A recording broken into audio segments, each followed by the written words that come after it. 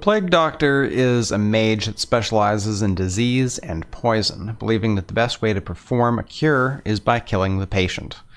Combat is a combination of disease and poison spells, rats, and spiders. Amazingly, these tools work on both the living and the dead.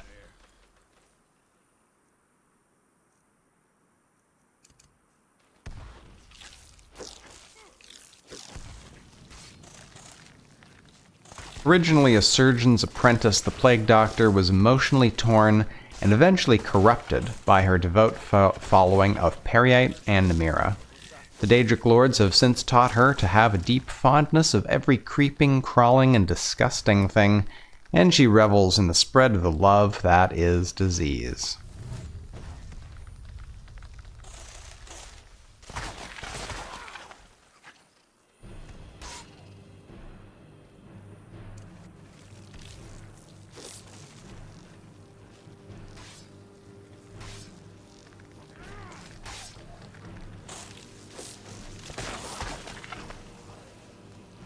Okay, let's take a look at the perks that I've picked for the Plague Doctor.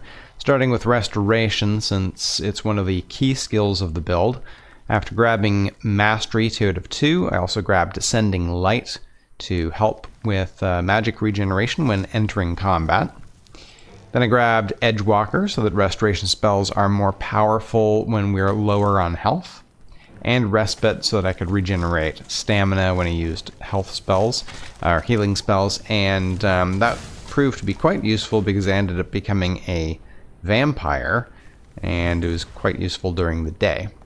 Also grabbed Necromanticon, which gives you 3 spells, one when you take the perk, another one at level 50, and another at when your restoration skill reaches 75, that casts a disease on both living and dead. Also grabbed Chalice of Tears, so that when you're diseased or undead, and in my particular playthrough I ended up getting vampirism before I got any other diseases, so I stuck with that. Your restoration spells are 15% stronger and last 50% longer.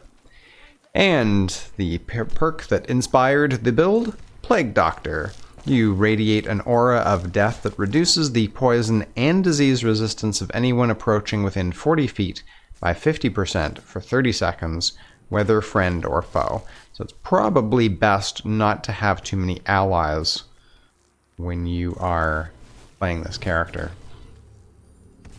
Next up we have Destruction. I just grabbed 2 perks, Mastery 1 out of 2, so that I could get to Runecaster, which allowed me to cast my poison runes further away and have 3 of them instead of 1. Next up we have Conjuration. Also just 2 perks, Mastery 1 out of 2, and Rat King. Very important part of the build. When entering combat, this perk creates 3 undead skeevers that are under your control. Their corpses can be raised, but they dissipate when combat ends. So I didn't end up raising them during combat. I found that it was better to stay in sneak mode, and if they die and your scent is lost by your enemies, then the next time you enter combat, you get another 3 skeevers. Next we have Illusion. Again, just 2 points in this. Mastery 1 out of 2, so that we can get to Quiet before the Storm 1 out of 2, so that our spell casting does not cause any sound. And that was, of course, very useful for a sneaky type of character. For Alchemy, now, I ended up not using poison. I did intend originally to use poison daggers, poison throwing daggers, but the poison ended up not working properly with the mod.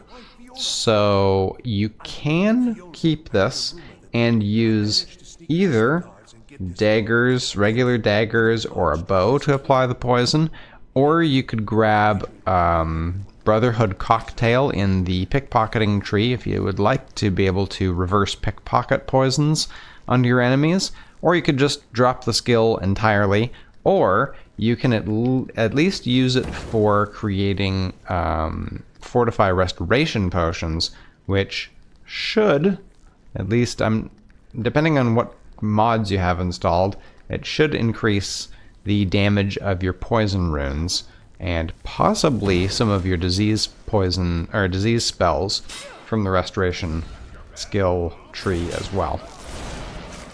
Finally, I have Sneak, which I went relatively heavily into. Basically went up the middle, Mastery to it of 2, Fog of War, right behind you, Clean Escape, and behind enemy lines. All of those just making it harder for you to be detected so that you can deal your damage and have all kinds of fun. And finally, I would like to thank Mad King CF for his generous donation during the stream when I was creating this build. Thank you very much for making the build happen.